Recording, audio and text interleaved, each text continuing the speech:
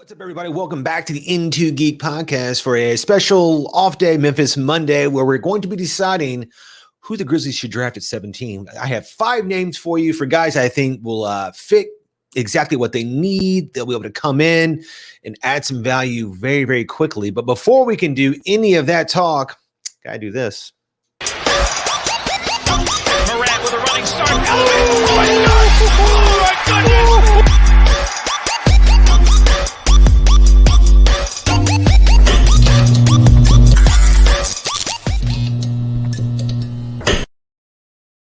The Memphis Grizzlies come in with the 17th pick in the 2021 draft in a very precarious situation. They are a team obviously on the rise. They're one of the youngest in the NBA, but they do have faults. They don't have a lot of money, and they're going to have to make this pick not immediately matter, but it should have a little bit of potential because it's harder for small market teams to really lure in bigger names and free agents. But to decide who the Grizzlies need, you have to figure out what the team actually needs. If you look at the roster, there's one glaring thing that the Grizzlies do not have, and that is a athletic swingman. They are chock full of guards that are 6'3" and 6'4" and under. Dylan Brooks is around 6'5", but he's not really athletic. He's more of a 2.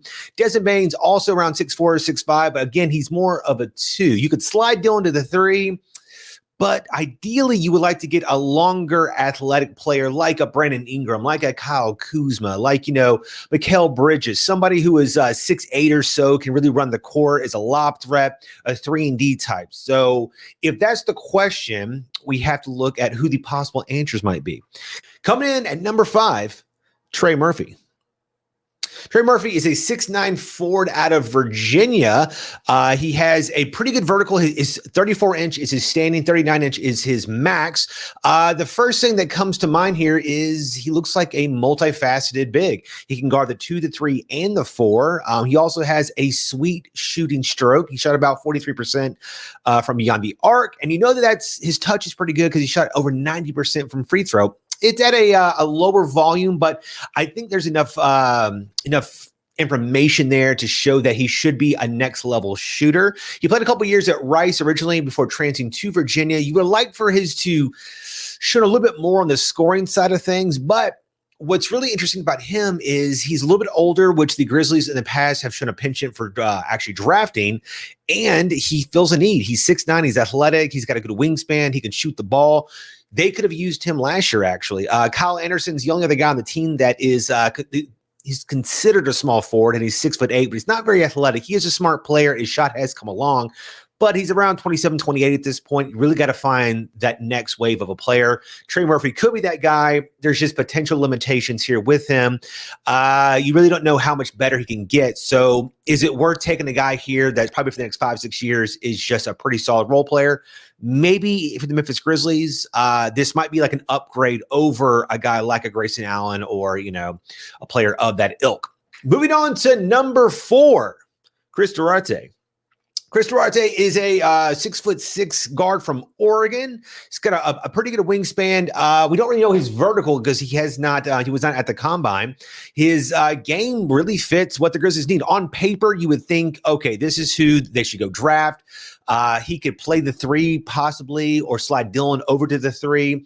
He's a good shooter. He's a pretty good defender. He's moderately athletic. He makes a lot of the right plays. The problem is he's already 24 years old. And if you're doing that here, I think he is the safest player to take at 17.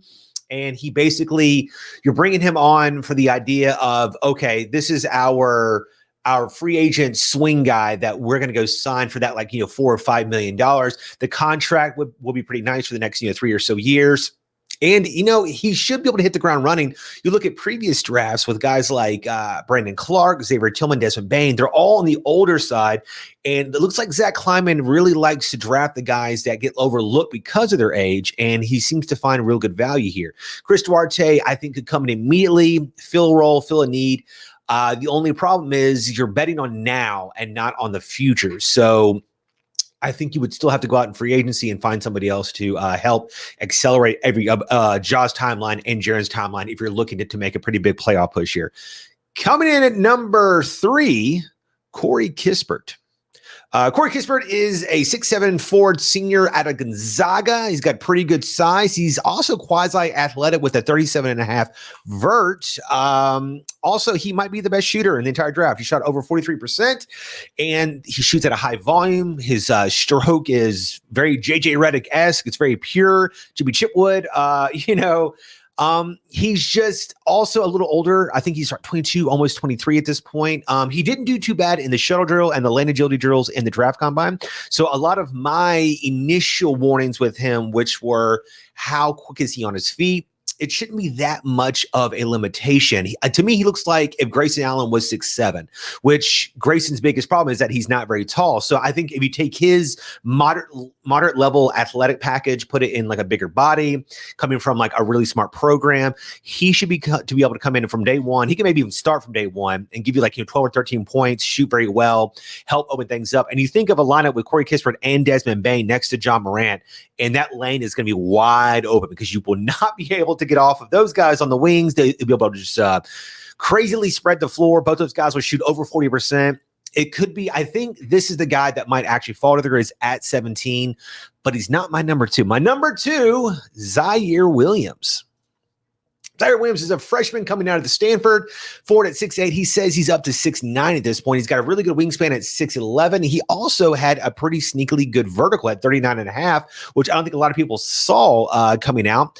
This is a guy that had a pretty tumultuous freshman year. He got injured at the very beginning, and then he just never really clicked, even though he did have a triple-double early on. But he shows a lot of the things that you want. I mean, coming out of high school, he was one of the biggest prospects, him and Jalen Johnson. Things just didn't really work out. His free throw percentage is actually pretty good. So you shouldn't be worried about his lower number on his threes because his touch is there. He admittedly said that he took a lot of really bad 3-point shots and he forced a lot of shots. And that's something that he is working on. It's just that he thought he could easily step back on people from time to time. And he's said he's gone over a lot of the tape and the coaches that he's working with. And that's not who he is. He is a playmaker. He's not a bad rebounder. He's a pretty good defender, actually. He has really good size. I think this is a good upside swing pick. If the Grizzlies can get Ziaire Williams at 17, he could be a guy that could be the actual third piece next to Ja and Jaren. If Jaren continues to grow after this really bad injury-filled year last year, Ziaire could come in. He does have issues with, he's not the biggest guy. He'll have to gain about 10 to 20 pounds to really play more solidly in the post on defense. But his length and his surprising vertical will help with that. But my number one guy that the Grizzlies should draft based on immediate fit, immediate need, is Moses Moody. Now, the only reason why I have him here is because I've looked at about 15 to 20 mock drafts, and about 4 of them have him actually dropping to us around 18 or 17. So because of that, I'm going to say maybe the Grizzlies trade up for him. Maybe he falls to us, but this is the guy that if we were at pick 8, 9, 220, I would suggest that the Grizzlies take Moses Moody. He fits everything that they need, checks off every box. He is a 6'6" guard forward. Great wingspan. He's young, only 19. He shows a penchant for playing defense. He's a good rebounder. He's not a bad playmaker. He just doesn't show the upside play, probably. His potential's not that great. But at a bare minimum, you're going to get like a Courtney Lee here or something. A guy who can come in. He'll be able to spread the floor. He's pretty smart. He's moderately athletic. He's not going to let you down. He's got pretty big hands, so I think at best he'll be like a Michael Finley or something, probably, just like a really good all around player. But at worst, I think you're getting like a Courtney Lee here. Now, that's not going to be, I think Ziaire Williams' potential is higher, but I think Moses Moody could come in right now. He could play. He gave you 25 minutes a night. He can make the all rookie team. He could be a really, really good player for you. Any of these 5 guys, I think the Grizzlies are doing pretty well. But that does not mean that I think these are the only 5 the Grizzlies should go after. This is just on a specific need, which is a wing athletic scorer that the Grizzlies do not have. I would not care if the Grizzlies, I would not be mad, if the Grizzlies got Jalen Johnson, Alperen Sengun, Usman Garuba. I wouldn't, all those guys are cool. If James Bouknight fell to us, if the Grizzlies trade back and they got Cameron Thomas and Trey Murphy or something back there, Bones Highland. I love 20 to 25 players in this draft. I just think if they're asking you specific need, I think these are the 5 guys that could come in from day one, have a role, and be very good at it, shoot the ball well. And I think the Grizzlies would get lucky with any of these. All right, guys, those were my 5 picks for the Grizzlies top 17. At pick 17, who they should get. Let me know in the comments if you think that I am wrong and who the Grizzlies should actually take, or if any of these guys will even be there, or just tell me I'm done, or just hang out because we'll have more videos coming up. The draft is next week, so be sure to come hang out with us and shoot the shit about your favorite teams and on every team drafted correctly. It's gonna be a lot of fun. We'll be here for about 3 hours. Chip will be rejoining us. So until then, guys.